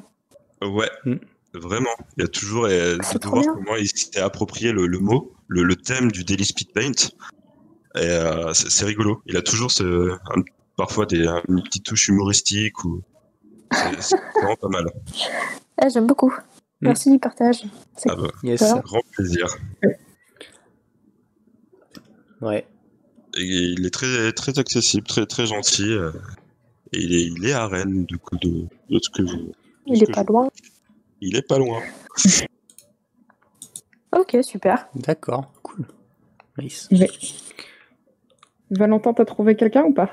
Oui. Alors, s'il fallait choisir, moi je dirais notre Massy national. Ah oui, tout à fait. Voilà. S'il y en a un, je trouve qui a pas, qui a pas la. Qui est sous-côté. Qui est totalement sous-côté, qui fait un travail de taré, qui a un univers qui est dingue, qui est adorable, qui est hyper gentil, et à qui je souhaiterais percer beaucoup plus. De trouver un bel avenir professionnel, parce que je sais qu'il peut être un peu en galère par moment. C'est bien lui, donc c'est Massi Bellabas. T'as un lien? Ouais, je vais le tac. Très bien. Sur ArtStation, il s'appelle Captain Massi. Hop. Voilà, donc Massi Bellabas, qui est un concept artiste, qui est prof aussi, et qui mériterait, franchement, mériterait de ouf. Moi, franchement, s'il y a un petit directeur artistique là qui serait intéressé, qui cherche un creature designer, c'est franchement, foncez quoi. C'est vrai. Il gère tellement pour ses créatures, son anat et tout. C'est clair. Ouais, puis voilà. il cherche toujours à tout ancrer dans le réel pour qu'il y ait une crédibilité, un vrai ressenti où tu te sors pas, t'as pas, comment est-ce qu'on dit là, le truc où tu acceptes de croire en des choses irréelles et que des fois ça part, et ben voilà, là il fait en sorte que ça parte pas. D'accord. Je perds la les termes. suspension consentie de l'incrédulité. Merci, voilà, c'était ça. Oh. Oui, Okay. la suspension consentie d'incrédulité reste bien en place parce qu'il pousse très loin les recherches graphiques, visuelles, cohérentes en fonction aussi d'anatomie. Il fait des squelette. paintings à 360, c'est trop cool. Non, il fait des trucs de ouf. Ouais. Super chouette. Et puis comme j'ai pas envie de vraiment choisir, j'ai envie quand même de caler très vite fait. Aussi Léa Pinto qui depuis quelques temps fait des décors de taré, je n'en peux plus, c'est trop beau. C'est nimp. Putain. Voilà, elle me rend fou parce que c'est un truc que j'essaie de faire depuis longtemps, et là, tac, voilà, elle s'y met, c'est bon quoi, c'est fait. Mais après, non, c'est très beau. Voilà. Faut chercher, faut lui demander comment est-ce qu'elle. C'est quoi son process et tout ça. Il y avait une conférence de Bastien, justement. Bastien Grivet, il est partout, hein, c'est incroyable. Oh là là. Incroyable. Un vrai poulpe. Ouais, c'est ça. Donc, il a fait une conférence au Playgrounds Live, enfin qui s'est passé sur Twitch du coup, parce que ça a été annulé à cause du Covid et compagnie. Et donc c'est à partir elle a regardé cette conférence là, et elle en reparle à chaque fois qu'elle poste un décor. Donc je pense que c'est vraiment là que du coup elle a vraiment chopé la technique. Même si voilà, faut être honnête, elle avait déjà une putain de technique. Voilà, malheureusement cette conférence là était uniquement disponible en live. Donc Léon Tucker, tu ne parles pas français, tu imites extrêmement bien l'accent, mais j'ai quand même envie de te dire, putain, fous les VOD par pitié sur YouTube, parce qu'il est prévu que en fait ces conférences ne soient jamais rediffusées. Elles étaient exclusivement en live. Et je suis dégoûté d'être allé me coucher après une journée de taf parce que j'étais claqué en me disant que je la regarderais le lendemain. Voilà. Et donc malheureusement, voilà. Mais si, il y a une solution de secours. C'est Blablabla The Talk par Alberto Mielgo, qui est en fait le mec qui a appris cette technique-là à Bastien, et ensuite Bastien qui en a fait des conférences, et donc Léa, enfin voilà. Enfin, il y a une parenté dans l'apprentissage de la technique. Et si ça ressemble beaucoup à Spider-Man Into the Spider-Verse, c'est parce que Alberto Mielgo est en fait le premier directeur artistique du projet. Voilà. D'accord. Mais c'est vrai qu'il y a une espèce de science du coup de brush, ça fait... C'est ouf, quoi. C'est que de la shape, en fait, zéro opacité, c'est que de la brush dure, zéro transparence. Ouais. Et du coup, c'est full shape. Et c'est un rendu incroyable. C'est super beau. Hein. Quand je serai grande, je veux dessiner pareil. Moi, c'est ce que je m'efforce de faire, mais j'ai pas la discipline, en fait. J'ai la discipline dans les 2 premières heures, et puis après, je commence à barbouiller mon dessin, et puis c'est important de connaître ses propres limites et capacités aussi. Ouais. Voilà, Max a posté justement le lien du talk. Parfait. D'accord, merci. Ouais. On vous mettra tout ça dans la description, évidemment. Bon, moi je partage à mon tour maintenant. Ouais. Je partage du coup je mets son Twitter, mais en fait c'est une fille qui s'appelle donc Emilia, je ne sais pas comment, mais voilà, qui est donc, c'est Amy, et elle fait un webtoon, c'est thématique, c'est marrant, hein, qui s'appelle Axt, que j'adore. Voilà, j'adore. Et en plus, ça a recommencé il y a peu. et elle fait des dessins. Elle fait aussi une autre BD qui s'appelle Zomcom, et elle a un style qui fait très illustrator un peu, on dirait qu'elle dessine en vectoriel, et ce qu'elle fait c'est super cool, ça change vachement du coup des choses très justement photobashing et compagnie. C'est beaucoup plus un côté recherche des proportions qui vont faire qu'est-ce qui va faire être le plus eye candy, quoi, on va dire, le plus agréable à regarder, le plus mignon, et qui va le plus aussi bien sûr servir l'histoire, parce que quand tu fais un webtoon, une BD, forcément c'est la narration qui passe avant tout. Et du coup, il faut que ce soit toujours clair, lisible, et que à aucun moment tu sois en train de te demander qu'est-ce que tu as vu, parce que ça te sort de l'histoire. Et voilà, et je la trouve super forte. Et donc, et elle bosse aussi avec quelqu'un d'autre pour faire Axt, qui s'appelle Shren Patel. Et voilà, ils font un super taf ensemble. Et elle n'est pas extrêmement sous-cotée, mais je suis sûre qu'elle pourrait être plus cotée, et elle serait toujours pas sur-cotée. Voilà. Merci pour le partage, c'est cool. C'est super mignon. Oui. Ouais. C'est trop beau. Et Axe, c'est ma chérie, je veux me marier avec elle. La waifu. Oui. C'est clair. Ok, c'est trop chou. Nice. Yes. Du coup, je me lance. Vas-y. Ok, alors, attendez, je vais poser le lien. Moi, c'est une petite nanette qui s'appelle Leslie. Elle est suédoise, et elle mérite tellement plus de reconnaissance au travail de gens qui la suivent et tout, parce qu'elle a un style qui est... j'aspire à son style aussi. Pour moi, c'est une de mes rêves. Et elle fait surtout du chara design. Mais c'est je sais pas, c'est sa technique, c'est tous ses personnages, c'est la narration qu'elle met dans ses persos. Je sais pas, je suis juste amoureuse de ce qu'elle fait. Et là, dernièrement, elle tente une technique avec beaucoup plus d'aplats de noir, et ça me rappelle un peu à ce que je fais pour Fortales. Du coup, j'aime beaucoup.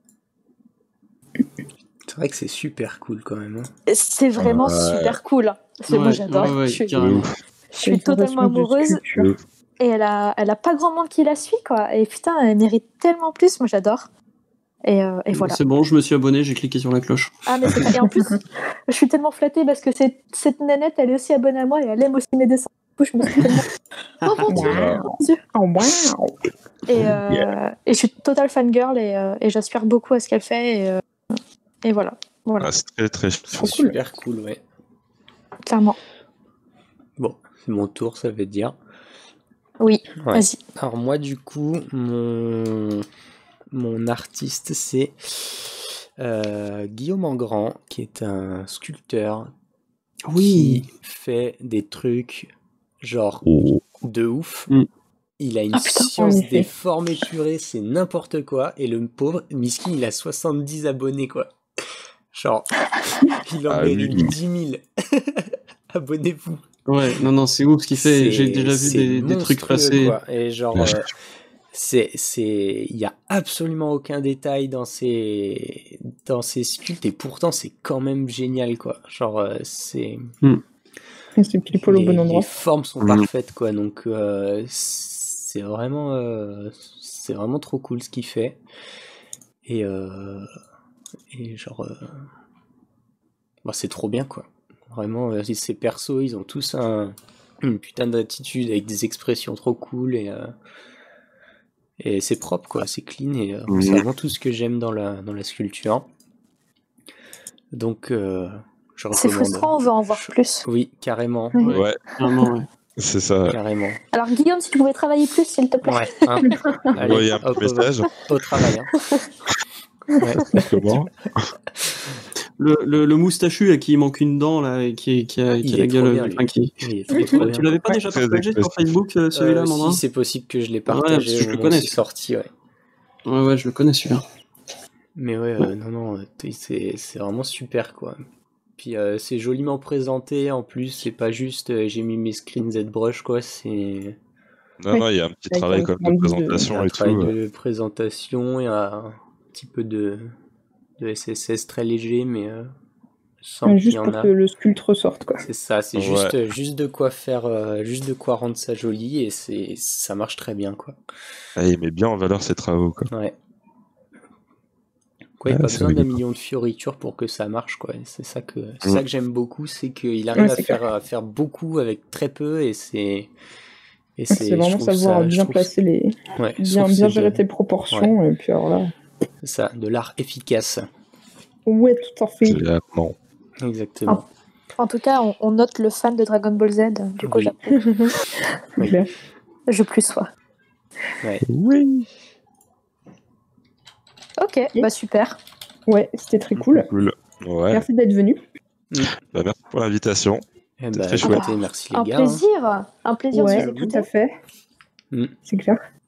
Bon, on a un peu dépassé les... Oui, bon, on est à 1h30, est-ce que c'est grave?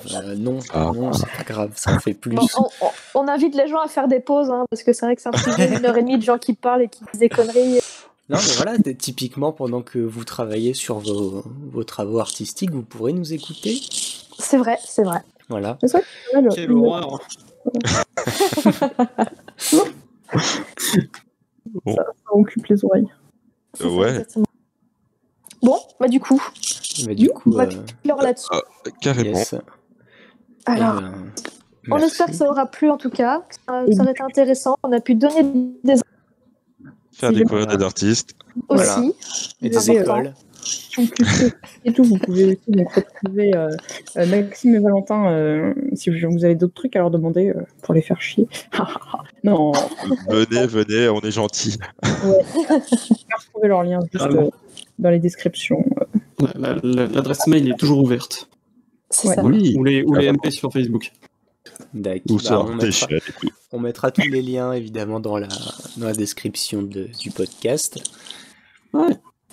Et puis à une prochaine. Oui. C'est ça. Pour le prochain numéro. Salut. Voilà. Allez, salut. Au revoir. Salut.